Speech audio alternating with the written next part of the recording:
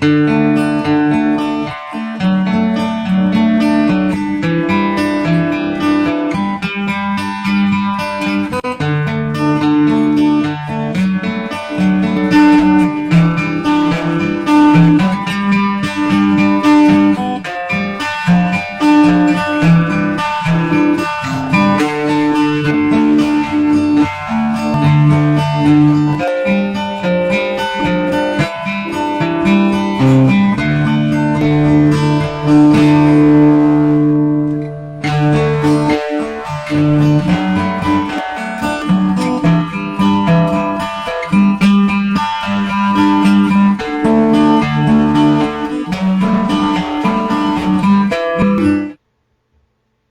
everybody, this is Butch Grimes.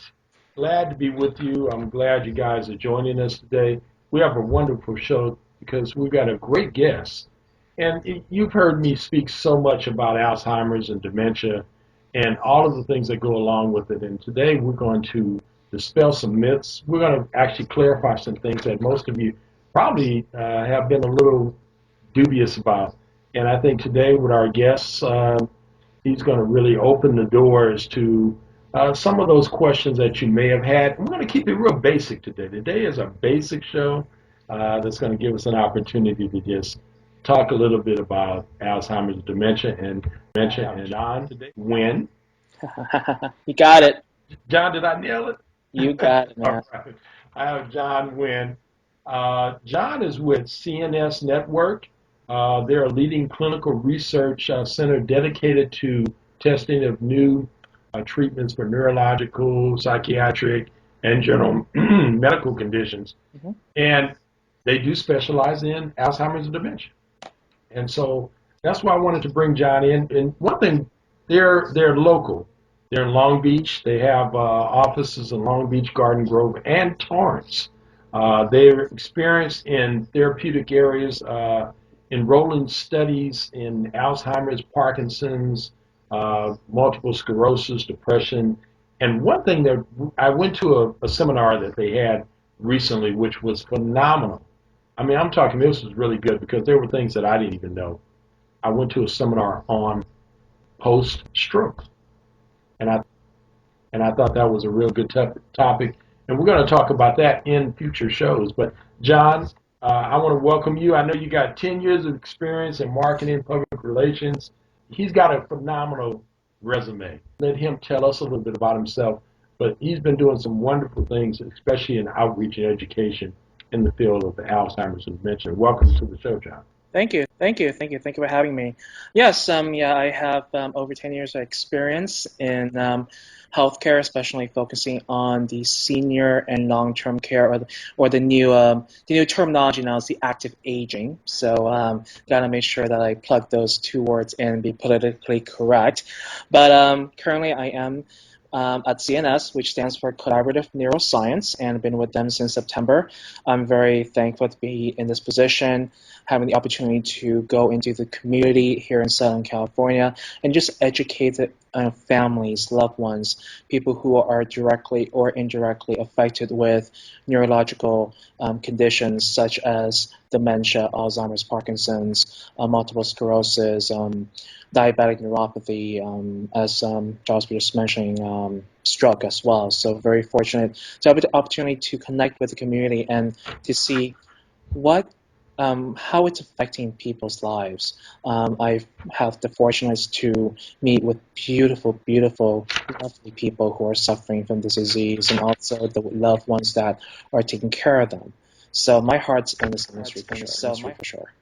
Well, and I know John and I met actually at an Alzheimer's walk, and it was just a connection that when we first connected, because he's got such an array of knowledge that goes across lines, and that's why I asked him to be on the show today so that we could dispel some of those myths, John, because we know there are a number of questions. People think about Alzheimer's because that's the marketed term that's out there. But as you brought to my attention, dementia is the umbrella.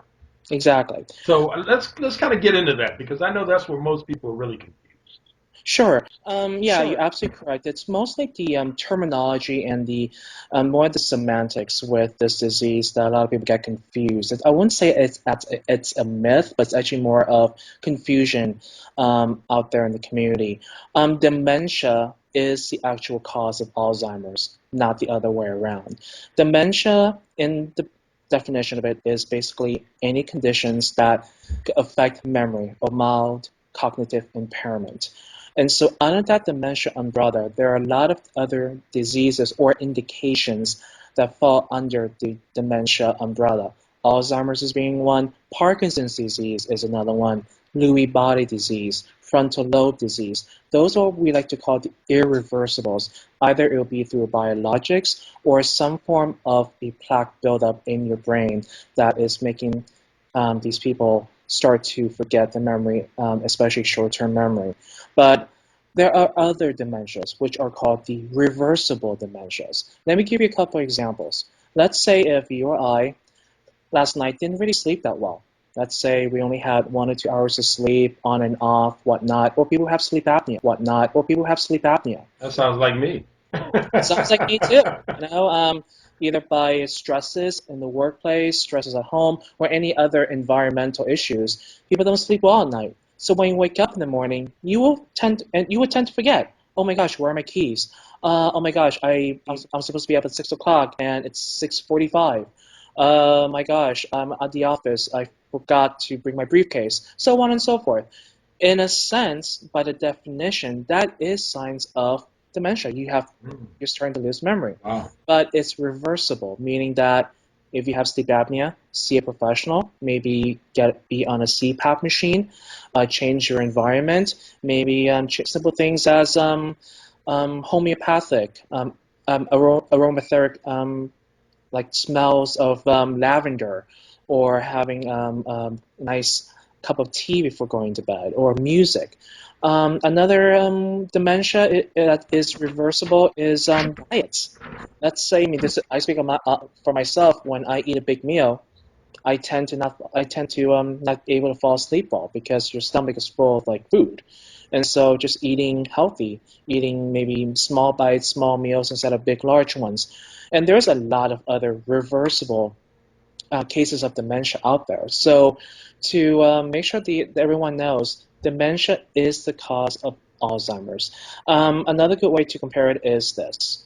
There's a great phrase in the community that I use, and a lot of people love this phrase, and it sticks in their mind. All chicken noodle is soup, but not all soup is chicken noodle. That's the exact same thing with dementia and Alzheimer's. Alzheimer's is dementia, but not all dementia is Alzheimer's. That's a good point. That's a good point. But let's go back to something you said. I mean, you talked about forgetfulness, you talked about memory loss, Mm-hmm. confusion. I mean, and sleep deprivation and sleep apnea obviously is a growing problem Mm-hmm. amongst people in the world. I Exactly. mean, because as you said, could be from food, it could be from stresses, it could be from your day-to-day lifestyle. But as a young adult, and now taking care of my mother, as you know, and with me talking about through my website, who's going to take care of me? Mm-hmm. Most people don't really recognize these signs. And Mm-hmm. so I wanted to ask you today, out there to our listening audience, for those that are having problems with their parents or they're starting to see things, what would be some of the key points that you would say look for and really pay attention to? I will look for repetitive patterns. I will look for if I was like, it's the cause of not forgetting about not forgetting. That is a case that you might want to get things checked out. And with that said, I mean, there are a lot of signs, and you can always go online to the Alzheimer's Great LA website, the Alzheimer's Orange County website. There is a list of the top 10 signs. But my suggestion is this. If you or your loved ones have signs of memory loss, and I would say like a repetitive um, repetition of memory loss, I would say go and get a free memory screening. The reason why I say that is because let's say if I woke up this morning and I had and this is a true story. I woke up this morning and I might have some pinching pains in my wrist. You know what? I might just ice it, or not really worry too much about it. But 4 or 5 days go by, and either the pain is still there or the pain worsens. What do I do? Of course, I'm going to run to get it checked out. Same thing with your memory. If you slightly forget a couple of things here and there, that's fine. But if you see that you are starting to be more forgetful, or someone is telling you that, or if you are taking care of a loved one that is showing signs of repetitive forgetfulness, it's great to get a free memory screening. Here at CNS in Long Beach, we do provide a free memory screening service, free of charge. There's no obligations. You can definitely give us a call. And also talk to your PCP, talk to your primary care physicians as well. They should definitely be taking care of your MCI, which is mild cognitive impairment during your physical, in addition to all the other elements in regards to a annual physical. But definitely, if you see signs, definitely get a free memory screening. Well, aside from forgetfulness or memory loss, or you forgot where your keys are, what does that memory screening consist of?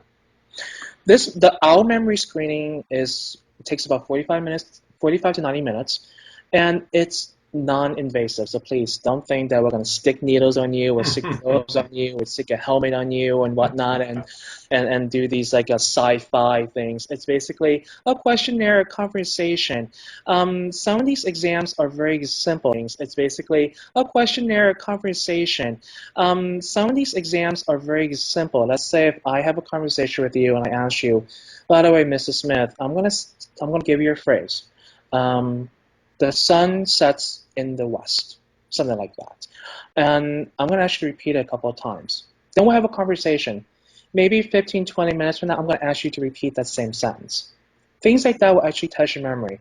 There's also other tests, other exams that we do in our clinic that will help us evaluate. And one good thing about our free memory screenings is that it's done by a licensed coordinator that is trained about memory screening. I do like to inform people that, of course, when you go online, there are a lot of free memory screenings out there, which are great. I'm not saying anything bad about that, but to really get a true, in-depth memory screening, and we like to call it mild cognitive assessment, it's great to have a professional do it, like here at CNS. It's kind of like any, if I say you broke your arm, you can always go on WebMD and self-diagnose. But of course, you never can have the true diagnosis until you see a specialist. So it's always good to have someone that's specially trained to help you with this memory cognitive assessment. And again, the CNS is free. Well, now, are there any limitations? Do you have to be a certain age? Any of that? That's a good question. With CNS, we are a clinical research company, so our clinical research, if you are interested in participating, there is an age limit, which is about 50 and up. But with that said, we do provide memory screenings at any age, because you never know. One thing about CNS, as I just mentioned to you before, with this free memory screening, you're not obligated to enroll in a clinical study. This is a community service that we're providing for the community. We do have licensed neurologists that have their own private practices. We do help refer a lot of patients to that neurological practice if we see fit. And then also you will be on a roster as well. Again, it's part of our care management program, which we are working on a great care management program, which we'll be launching hopefully at the end of this year or 2017, which I will definitely share with you and your audience when that time comes. But free memory screening, if you have any issues, come on in. With Alzheimer's, the youngest age for full-blown Alzheimer's on record is 35. And so age 35, I'm 36. That person is my age and has full-blown Alzheimer's. Right. So it's never too early to go and get a check.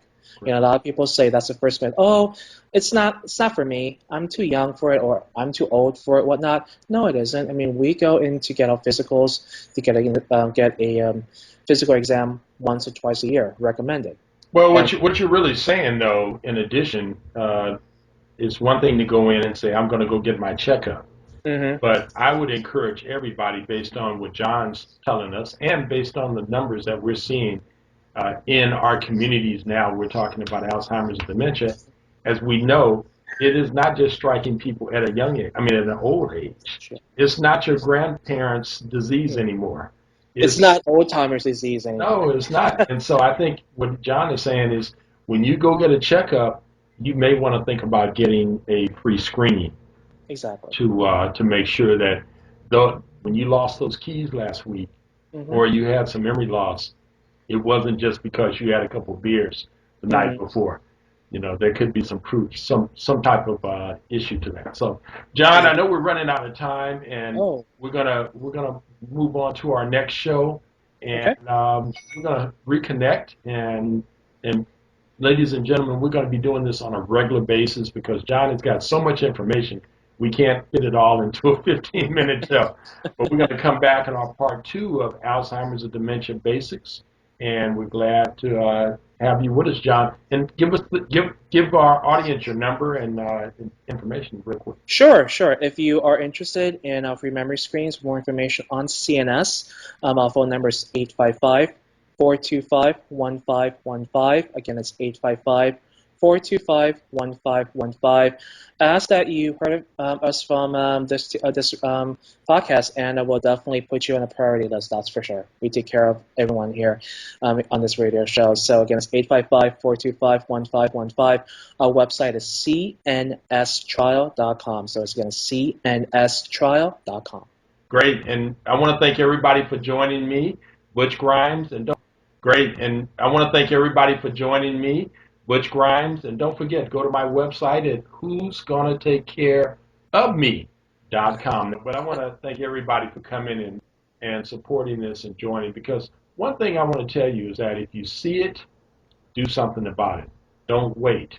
At this point in our time, in our age, we have to be proactive on all of those things that we see. If you see something, a friend, your loved one, if you see something a little strange, don't brush it off. It could be serious. So check it out.